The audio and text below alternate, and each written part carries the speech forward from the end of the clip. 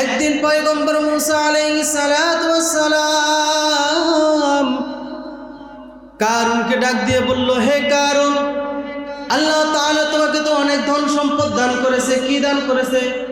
ধন সম্পদ দান করেছে। তুমি এই ধন সম্পদ থেকে আল্লাহর রাস্তায় কি করো? যাকাত আদায় করো। যাকাত আদায় করো।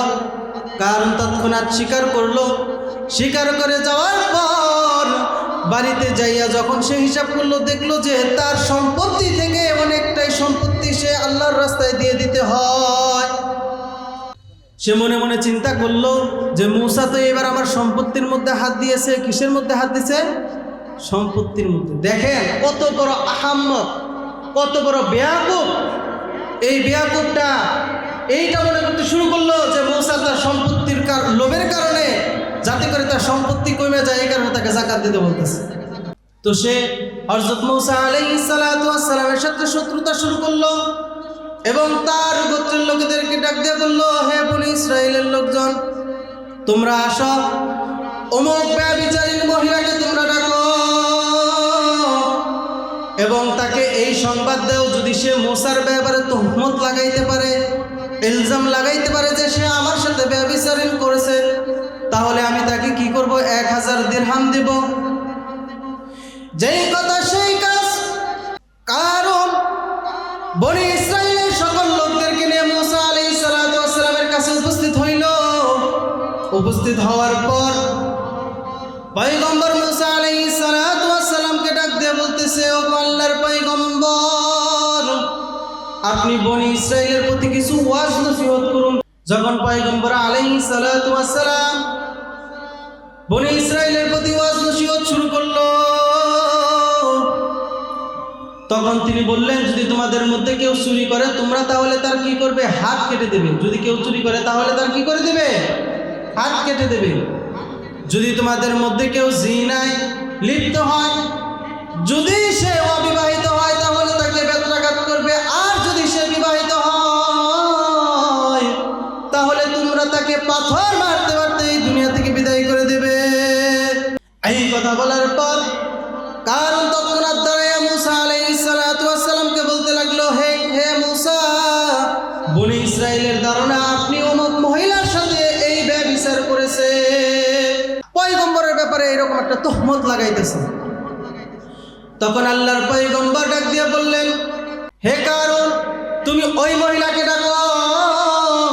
যদি ওই মহিলা আমার ব্যাপারে এই সাক্ষী দিতে পারে, তাহলে অন্য ব্যক্তির জন্য যে শাস্তি আমি মুসার জন্য ওই একই শাস্তি। যখন ওই ব্যভিচারিণী মহিলাকে ডাকা হলো,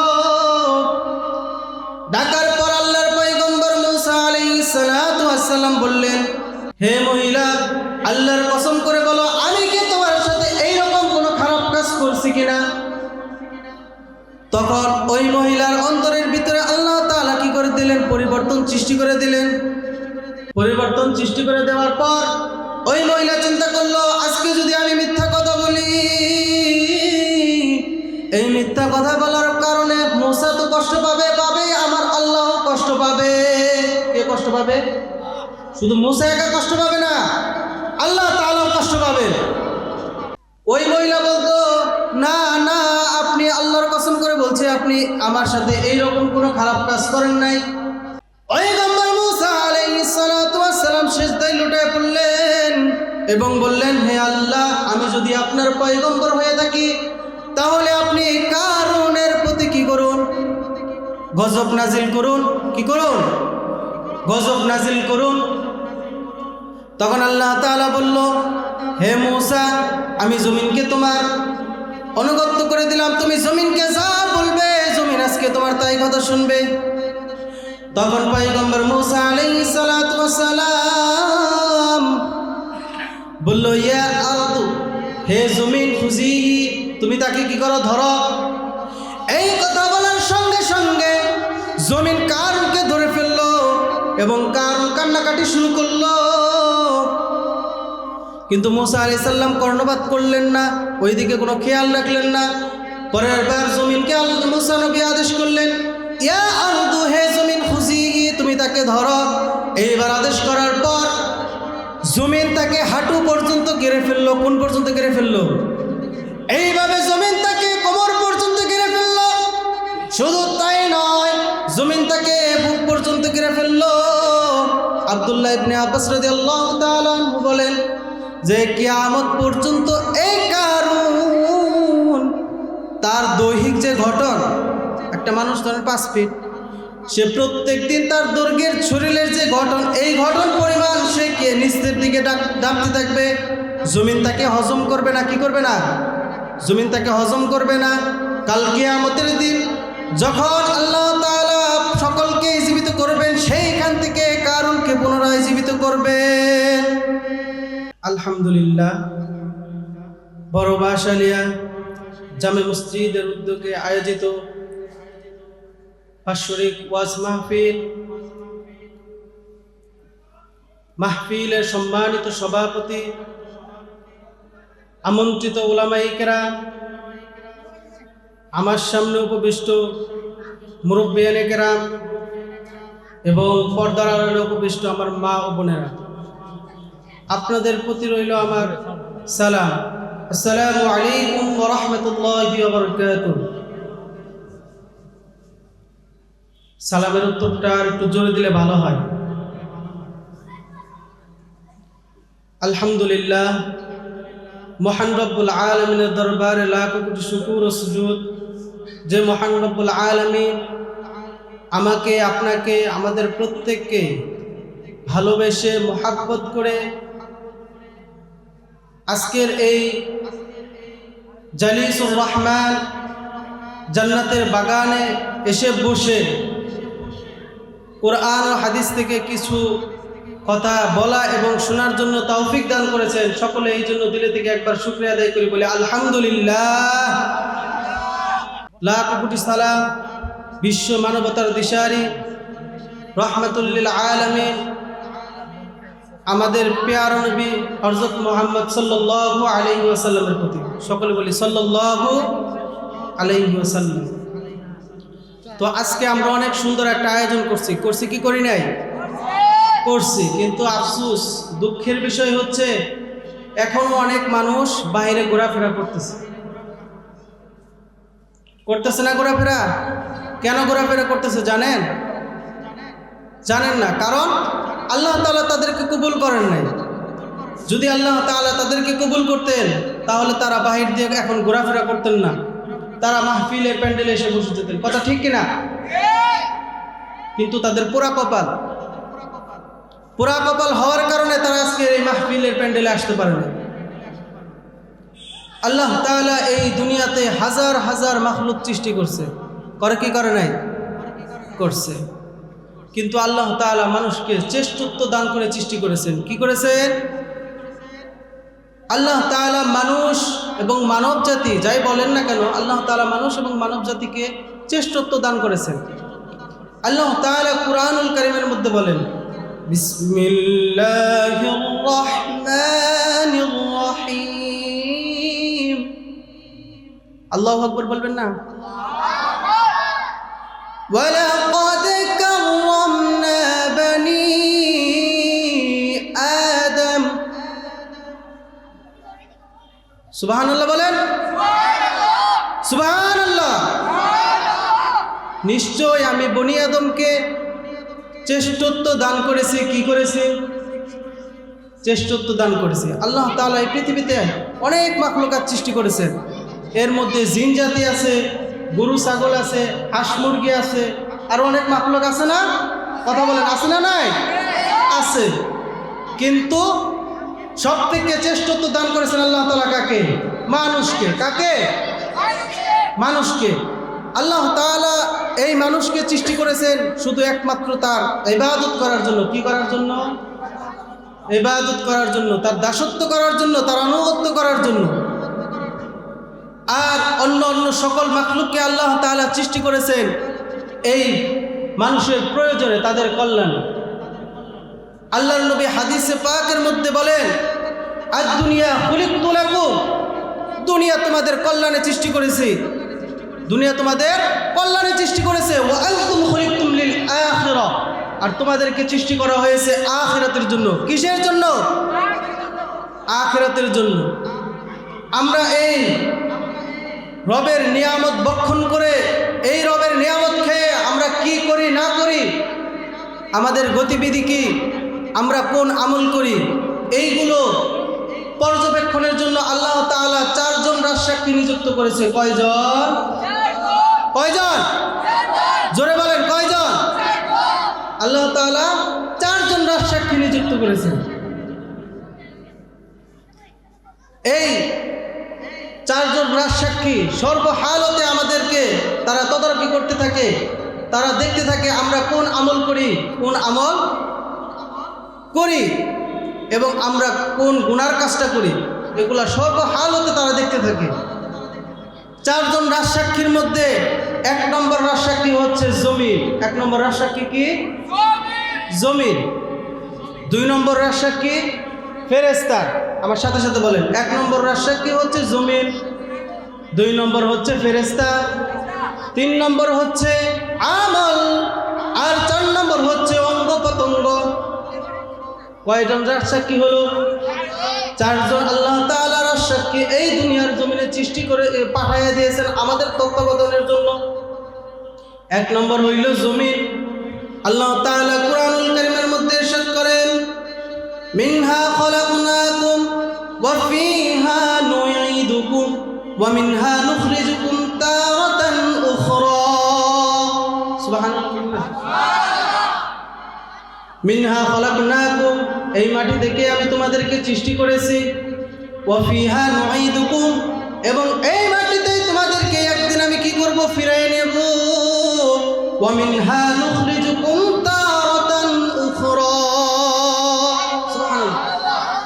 আর কাল কিয়ামতের দিন আমাকে আপনাকে এই মাটি থেকে আবার পুনরায় জীবিত করা হবে। আমাদের বিশ্বাস আছে না নাই? বিশ্বাস রাখতে হবে। যদি কেউ বিশ্বাস না রাখে তাহলে তার ঈমান থাকবে না। কি থাকবে না? ঈমান থাকবে না। এই জমিন থেকে আমাদেরকে সৃষ্টি করা হয়েছে। এই জমিন আমাদের শেকড়। এই জমিন আমাদের কি? শেকড়। এই জমিন থেকে আমাদের আল্লাহ তাআলা এই জমিনের মধ্যে আমাদের জন্য রিজিক রেখেছেন। এই জমিনের উপর আমরা কি করি? বসবাস করি। এই জমিনের উপর আমরা আমাদের নিত্যবাস। আমরা জমিনের উপর ভর করে চলি। চলি কি চলি না? নাকি আপনি আসমানের উপর ভর করে চলেন? হাওয়ার উপর ভর করে চলেন? হ্যাঁ, কিসের উপর ভর করে চলেন? কিসের উপর ভর করে চলেন? জমিনের উপরে আমরা কি করে চলি? ভর করে চলি। কথা ঠিক কিনা? আল্লাহ তাআলা এই জমিনের ভিতরে আল্লাহ তাআলা আমাদের জন্য রিজিক রেখেছেন। এই জমিন থেকে উৎপাদিত ফসল, যে ফসল ফল ফলাদি যেগুলো আমরা উৎপাদন করি, যেগুলা উৎপাদন হয়, এইগুলো আমরা কি করি? ভক্ষণ করি, এগুলো আমরা খাই। আমাদের যে গবাদি পশু আছে এগুলো এই জমিনের উপরে কি করে? বিচরণ করে। তারা এই পশুগুলো এখানে ঘাস খায়, খায় না? খায়। আল্লাহ তাআলা এই জমিনের ভিতরে আরো অনেক মহামূল্যবান সম্পত্তি রেখেছে, অনেক মহামূল্যবান খনিজ সম্পদ রেখেছেন। কি সম্পদ? খনিজ সম্পদ। দামি দামি আল্লাহ তাআলা অনেকগুলো সম্পদ রেখেছেন। এর মধ্যে আপনাদের উদাহরণ দিলে আপনারা বুঝতে পারবেন সোনা এটা কি দামি না কম দামি? সোনা কি কম দামি? রূপা?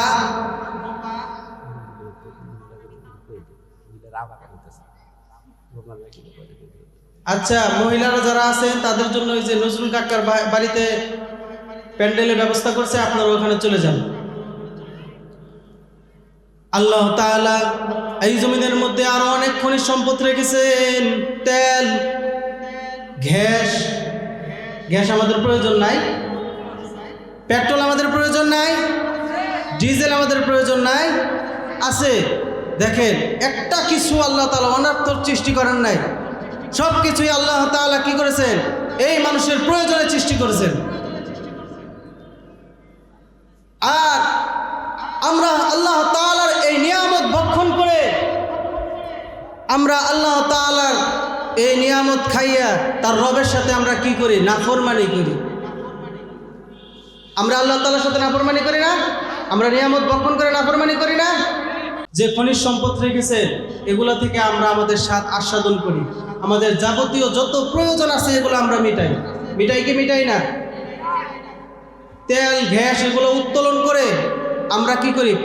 মুনাফা অর্জন করি, আমরা টাকা পয়সা অর্জন করি। এইগুলো আমাদের প্রয়োজন না? দুনিয়াতে টাকা ছাড়া আপনি চলতে পারবেন? চলতে পারবেন না। আর জমিন যত ক্ষতিকর বস্তু আছে, যত ক্ষতিকর বর্জ্যাদি আছে এগুলো জমিন কি করে নেয়? হজম করে ফেলে। যদি জমিন এইগুলো হজম না করতো তাহলে আমরা জমিনে বসবাস করতে পারতাম না, বসবাস করার উপযোগী থাকতো না। কিন্তু এই জমিন সর্বহালতে তার রবের আদেশ মানে, কিন্তু আমরা মানি না। আমরা এই জমিনের উপরে থেকে, জমিন থেকে আমরা উপকৃত হয়ে, মানে জমিনের রবের থেকে আমরা কি করি? উপকৃত হই কি হই না? আমাদের রবকে আল্লাহ, জমিনের রবকে, এই আসমানের রবকে আল্লাহ, কিন্তু আমরা সর্বহালতে নাফরমানি করি, নাফরমানিতে নিমজ্জিত হই, সর্বহালতে নাফরমানিতে নিমজ্জিত হই। জমিন চায় আমাদেরকে হজম করে ফেলতে, গিলে ফেলতে, কিন্তু তার রবের হুকুম না থাকার কারণে জমিন আমাদেরকে গিলতে পারে না। কিন্তু যেই দিন আল্লাহ তাআলা জমিনকে আদেশ দিবে সেই দিন সব কিছু জমিন বলে দিবে। আল্লাহ তাআলা কুরআনুল কারীমের মধ্যে ইরশাদ করেন, বিসমিল্লাহির রহমানির রহিম, ইযা যুলজিলাতিল আরদু জিলজালাহা ওয়া আখরাজাতিল আরদু আথকালাহা ওয়া ক্বালাল ইনসানু মা লাহা। আল্লাহু আকবার বলেন। আল্লাহ তাআলা তার পবিত্র কালামের পাকের মধ্যে ইরশাদ করেন, ইযা যুলজিলাতিল আরদু জিলজালাহা, জমিন যখন তার আপন কম্পনে প্রকম্পিত হতে থাকবে, যখন কি হবে? ভূমিকম্প হবে। ওয়া আখরাজাতিল আরদু আথকালাহা, আর জমিনের ভিতরে যা কিছু আছে জমিন কি করে দিবে? বের করে দেবে। ওয়া ক্বালাল ইনসানু মা লাহা, আর মানুষ বলতে থাকবে, হায় হায় জমিনের কি হলো, হায় হায় জমিনের কি হলো? জমিন তো সব কিছুই বলে দিচ্ছে, আমরা কখন কি করছি না করছি, জমিনের উপর চলাফেরা করে কার সাথে হিংসা করছি, কাকে অনার্থক আমরা কষ্ট দিছি, কার সাথে জিনায় লিপ্ত হয়েছে, এগুলো সব কিছু জমিন বলে দিবে। হযরত আবু হুরায়রা রাদিয়াল্লাহু তাআলা আনহু থেকে বর্ণিত, তিনি বলেন, রাসূল করিম সাল্লাল্লাহু আলাইহি ওয়াসাল্লাম ইরশাদ করেছেন যে একদিন রাসূল করিম সাল্লাল্লাহু আলাইহি ওয়াসাল্লাম সাহাবীদেরকে বললেন, হে সাহাবীরা, তোমরা কি জানো জমিন আমাদেরকে কি সংবাদ দেয়? সাহাবায়ে কেরাম রাদিয়াল্লাহু তাআলা আনহু বললেন, না না, আল্লাহ এবং আল্লাহর রাসূলই ভালো জানেন। কে ভালো জানেন? আল্লাহ এবং আল্লাহর রাসূলই ভালো জানেন। তখন আল্লাহর রাসূল সাল্লাল্লাহু আলাইহি ওয়াসাল্লাম বললেন, জমিন সর্বদা এই সংবাদ দেয় যে তার উপর যত নরনারী আছে, কি আছে? নরনারী, পুরুষ মহিলা যারাই আছে, যারা তার উপর চলাফেরা করে, তারা কি করে না করে সব কিছুই জমিন কাল কিয়ামতের দিন আল্লাহ তাআলার কাছে প্রকাশ করে দেবে। আর মানুষ বলতে দেখবে, হায় হায় জমিনের কি হলো? জমিন তো তার ভিতরে কোনো কিছুই গোপন রাখছে না, জমিন তো সব কিছুই বলে দিচ্ছে। ওগো আল্লাহর গোলাম, ওই যে একটা কথা বলছিলাম, জমিন আমাদেরকে কি করে ফেলতে চায়? গিলে ফেলতে চায়। এখন আপনাদের প্রশ্ন হইতে পারে, জমিন আমাদেরকে কিভাবে গিলবে? এটা প্রশ্ন মনের মধ্যে জাগতে পারে না? তাফসীরের বিভিন্ন কিতাবের মধ্যে এসেছে, হযরত মুসা আলাইহিস সালাতু ওয়াস সালামের চাচাতো ভাই ছিল কারুন। কে ছিল? কারুন। আল্লাহ তাআলা কারুনকে অনেক ধন সম্পদ দান করেছিল, এত ধন সম্পদ দান করেছিল যে তার ধন সম্পদের চাবি বহন করার জন্য অনেকগুলো শক্তিশালী মানুষ ক্লান্ত হয়ে যেত। কি হয়ে যেত? ক্লান্ত হয়ে যেত। তার সম্পদের শুধুমাত্র চাবি বহন করতে তারা ক্লান্ত হয়ে পড়তো। আল্লাহ তাআলা এত এত সম্পদ আল্লাহ তাআলা কারুনকে দান করেছিল, কিন্তু কারুনের ভিতরে কি ছিল? অহংকার ছিল। কি ছিল? অহংকার। অহংকার কি? পতনের মূল। কি? পতনের মূল। যেই ব্যক্তি অহংকার করবে তার ধ্বংস অনিবার্য। দুনিয়াতে সে কখনো শান্তিতে থাকতে পারবে না। তার ভিতরে সব সময় অশান্তি কাজ করবে। কি কাজ করবে? অশান্তি কাজ করবে। আর সে নিজে তো ধ্বংস হবে, সে তার জাতির জন্য ধ্বংস ডেকে আনবে। বলে নাউজুবিল্লাহ। এই কারুনের এত অহংকার ছিল, সে বলতো যে মূসার উজির হওয়ার একমাত্র উপযুক্ত ছিলাম আমি। মূসার একমাত্র উজির হওয়ার একমাত্র উপযুক্ত ছিলেন কে? কারুন। তার কথা বলে। কিন্তু পয়গম্বর মূসা তা করে নাই। তার ভাই হারুনকে সে তার উজির বানাইছে এবং সে সহকারী নবী বানাইছে।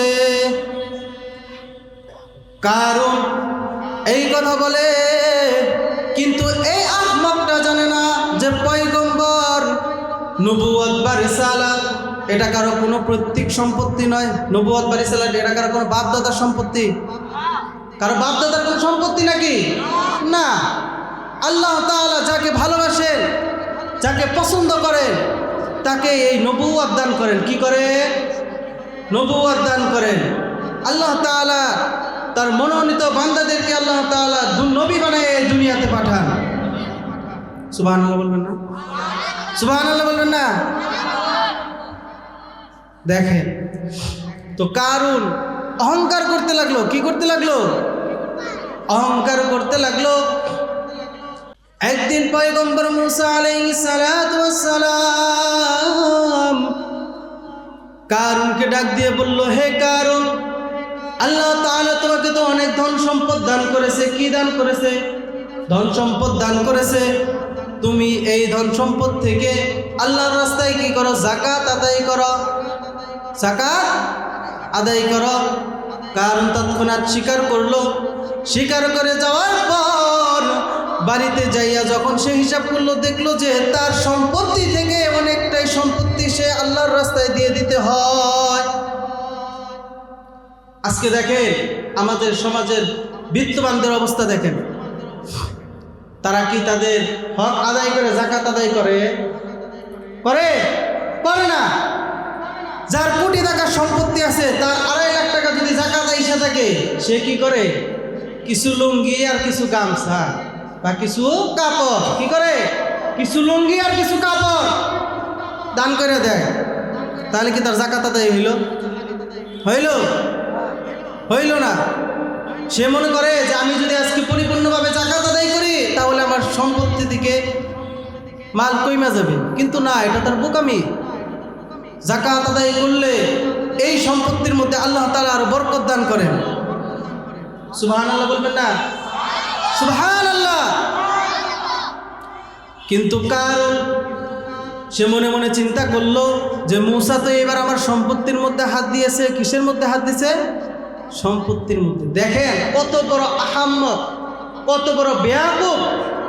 এই বেয়াকুবটা এইটা মনে করতে শুরু করলো যে মূসা তার সম্পত্তির লোভের কারণে, যাতে করে তার সম্পত্তি কমে যায়, এই কারণে তাকে যাকাত দিতে বলতেছে। দেখছেন কত বড় গাধা। তো সে হযরত মূসা আলাইহিস সালাতু ওয়াস সালামের সাথে শত্রুতা শুরু করলো এবং তার গোত্রের লোকেদেরকে ডাক দিয়ে বলল, হে বনি ইসরাইলের লোকজন, তোমরা আসো, অমুক ব্যভিচারিণ মহিলাকে তোমরা ডাকো এবং তাকে এই সংবাদ দাও, যদি সে মূসার ব্যাপারে তুহমত লাগাইতে পারে, ইলজাম লাগাইতে পারে যে সে আমার সাথে ব্যভিচারিণ করেছে, তাহলে আমি তাকে কি করব? 1000 দিরহাম দেব। যেই কথা সেই কাজ। কারণ বনি ইসরাইলের সকল লোকদেরকে নিয়ে মূসা আলাইহিস সালাতু ওয়াস সালামের কাছে উপস্থিত হইল। উপস্থিত হওয়ার পর পয়গম্বর মূসা আলাইহিস সালাতু ওয়াস সালামকে ডাক দিয়ে বলতেছে, আল্লাহর পয়গম্বর, আপনি বনি ইসরাইলের প্রতি কিছু ওয়াজ নসিহত করুন। কি করুন? ওয়াজ নসিহত করুন। যখন পয়গম্বর আলাইহিস সালাতু ওয়াস সালাম বনি ইসরাইলের প্রতি ওয়াজ নসিহত শুরু করলো, তখন তিনি বললেন, যদি তোমাদের মধ্যে কেউ চুরি করে তোমরা তাহলে তার কি করবে? হাত কেটে দেবে। যদি কেউ চুরি করে তাহলে তার কি করে দেবে? হাত কেটে দেবে। যদি তোমাদের মধ্যে কেউ জিনায় লিপ্ত হয়, যদি সে অবিবাহিত হয় তাহলে তাকে বেত্রাঘাত করবে, আর যদি সে বিবাহিত হয় তাহলে তোমরা তাকে পাথর মারতে মারতে এই দুনিয়া থেকে বিদায় করে দেবে।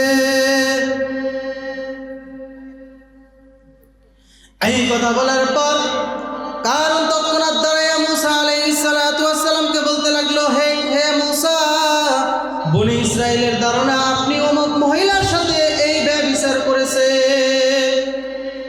নাউজুবিল্লাহ বলবেন না? পয়গম্বরের ব্যাপারে এরকম একটা তহমত লাগাইতেছে। তখন আল্লাহর পয়গম্বর ডাক দিয়ে বললেন, হে কারণ, তুমি ওই মহিলাকে ডাকো। যদি ওই মহিলা আমার ব্যাপারে এই সাক্ষী দিতে পারে, কি করতে পারে? সাক্ষী দিতে পারে, তাহলে অন্য ব্যক্তির জন্য যে শাস্তি আমি মুসার জন্য ওই একই শাস্তি। যখন ওই ব্যভিচারিণী মহিলাকে ডাকা হলো, ডাকার পর আল্লাহর পয়গম্বর মুসা আলাইহিস সালাতু ওয়াস সালাম বললেন, হে মহিলা, আল্লাহর কসম করে বলো, আমি কি তোমার সাথে এইরকম কোনো খারাপ কাজ করছি কিনা? তখন ওই মহিলার অন্তরের ভিতরে আল্লাহ তাআলা কি করে দিলেন? পরিবর্তন সৃষ্টি করে দিলেন। পরিবর্তন সৃষ্টি করে দেওয়ার পর ওই মহিলা চিন্তা করলো, আজকে যদি আমি মিথ্যা কথা বলি, এই মিথ্যা কথা বলার কারণে মুসা তো কষ্ট পাবে, আমার আল্লাহ কষ্ট পাবে। কে কষ্ট পাবে? শুধু মুসা একা কষ্ট পাবে না, আল্লাহ তাআলাও কষ্ট পাবে। ওই মহিলা বলতো, না না, আপনি আল্লাহর কসম করে বলছে আপনি আমার সাথে এইরকম কোনো খারাপ কাজ করেন নাই। পয়গম্বর মুসা আলাইহিস সালাতু ওয়াস সালাম সিজদায় লুটিয়ে পড়লেন এবং বললেন, হে আল্লাহ, আমি যদি আপনার পয়গম্বর হয়ে থাকি তাহলে আপনি কারুনের প্রতি কি করুন? গজব নাজিল করুন। কি করুন? গজব নাজিল করুন। তখন আল্লাহ তাআলা বলল, হে মুসা, আমি জমিনকে তোমার অনুগত করে দিলাম, তুমি জমিনকে যা বলবে জমিন আজকে তোমার তাই কথা শুনবে। তখন পয়গম্বর মুসা আলাইহিস সালাতু ওয়াস সালাম বলল, ইয়া আরদু, হে জমিন, খুজিহি, তুমি তাকে কি করো? ধরো। এই কথা বলার সঙ্গে সঙ্গে জমিন কারুনকে ধরে ফেললো এবং কারুন কান্নাকাটি শুরু করলো। কিন্তু মুসা আলাইহিস সালাম কর্ণপাত করলেন না, ওইদিকে কোনো খেয়াল রাখলেন না। পরের বার জমিনকে মুসা নবী আদেশ করলেন, ইয়া আরদু, হে জমিন, খুজিহি, তুমি তাকে ধরো।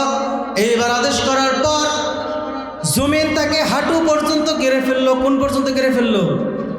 এইভাবে জমিন তাকে কোমর পর্যন্ত ঘিরে ফেললো।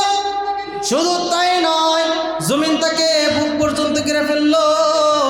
আব্দুল্লাহ ইবনে আব্বাস রাদিয়াল্লাহু তাআলা আনহু বলেন যে কিয়ামত পর্যন্ত এই কারুন তার দৈহিক যে গঠন, একটা মানুষ ধরেন 5 ফিট, সে প্রত্যেক দিন তার দৈর্ঘ্যের শরীরের যে গঠন, এই গঠন পরিমাণ সে কে নিচের দিকে নামতে থাকবে।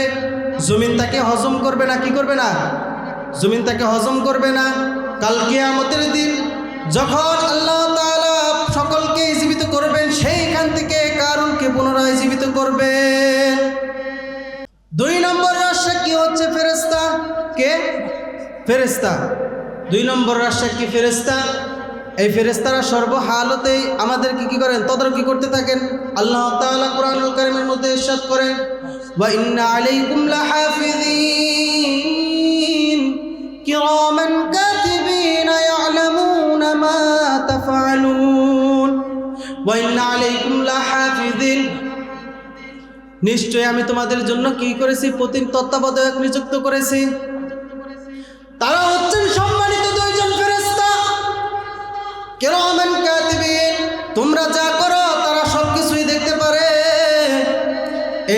ফেরেশতা আমাদের জন্ম থেকে মৃত্যু পর্যন্ত সর্বহালতে সর্ব অবস্থায় তারা আমাদের তদারকি করতে থাকে। কি করতে থাকে? তদারকি করতে থাকে। আপনি যদি রকেট নিয়ে যদি আপনি মহাকাশে চলে যান, সেইখানে ওই দুইজন ফেরেশতা আপনার কাছে থাকবে, থাকবে না? থাকবে। আপনি যদি সাবমেরিন নিয়ে যদি সাগরের নিচে চলে যান, সেইখানেও এই দুইজন ফেরেশতা আছে। আছে না নাই? আছে। আমার সময় সংক্ষিপ্ত। 3 নম্বর রাজসাক্ষী হচ্ছে আমল। 3 নম্বর রাজসাক্ষী কি? আমল। আমরা সর্বহালতেই দুনিয়ার জমিনে অনেক কিছুই করি, সব কিছু কি আমাদের জেনের ভিতর থাকে? থাকে? থাকে না। আমরা অনেক আমল করতেছি, কিন্তু এগুলো আমাদের জেনের ভিতর থাকে না। কিন্তু আমল এমন একটা রেজিস্টার খাতা, যেখানে আপনি চাইলেও পরিবর্তন করতে পারবেন না, পরিবর্তনও করতে পারবেন না। আপনি জন্ম থেকে মৃত্যু পর্যন্ত কি করছেন, সব কিছু ওই আমল নামার মধ্যে লিপিবদ্ধ থাকবে। কাল কিয়ামতের দিন যেই ব্যক্তিকে ডান হাতে আমল নামা দেওয়া হবে, ডান হাতে যখন ওই ব্যক্তিকে আমল নামা দেওয়া হবে, সে খুশিতে উৎফুল্ল হবে এবং দৌড়াদৌড়ি করতে থাকবে যে দেখো দেখো আমার কত সুন্দর আমল নামা। সবাইকে কি করতে থাকবে? দেখাইতে থাকবে। আর যেই ব্যক্তিকে বাম হাতে আমল নামা দেওয়া হবে, সেই ব্যক্তি আফসোস করতে থাকবে, হায় হায় যদি আমাকে যদি আমল নামা না দেওয়া হইতো তাহলে কতই না ভালো হইতো। আপনি দুনিয়াতে কি করছেন না করছেন এইগুলো যদি আপনার সামনে সিসিটিভির মতন যদি ফুটেজটা আপনার সামনে তুলে ধরে, আপনি কি দেখতে চাইবেন? চাইবেন না। কাল কিয়ামতের দিন ওই বান্দাও আফসোস করতে থাকবে, হায় হায় যদি মৃত্যু পর্যন্ত আমার জন্য শেষ হয়ে যাইতো, যদি মৃত্যুর পরে আমার জন্য কোনো আমল না থাকতো, আমার যদি কোনো আমল নামার যদি কোনো ফটোকপি যদি আমাকে না দেখানো হতো তাহলে কতই না ভালো হতো। আর 4 নম্বর রাজসাক্ষী হচ্ছে আপনার অঙ্গ প্রত্যঙ্গ। এই অঙ্গ প্রত্যঙ্গ আপনার বিরুদ্ধে কি দিতে থাকবে? সাক্ষী দিতে থাকবে। আর একজন সাক্ষী আছে, তিনি কে? আল্লাহ। তিনি কে? আল্লাহ। আল্লাহ তাআলা এমন একজন সাক্ষী, তার চক্ষু আপনি কখনোই ফাঁকি দিতে পারবেন না। দুনিয়া সব কিছুর চোখ ফাঁকি দিলেও আল্লাহর চোখ ফাঁকি দিতে পারবেন না। আল্লাহ তাআলা অন্ধকার যদি একটা ঘরের ভিতরে একটা পাথরের নিচে যদি কালো পিপিলিকা হাঁটাহাঁটি করে, সেই কালো পিপিলিকার পায়ের আওয়াজ আল্লাহ তাআলা শুনতে পারে। শুনতে পারে কি পারে না? পারে। আল্লাহর চোখ ফাঁকি দিতে পারবো আমরা? না। তো আল্লাহ তাআলা আমাদের সকলকে গুনাহমুক্ত জীবন ধারণ করার জন্য তৌফিক দান করুন। সকলে বলুন আমিন।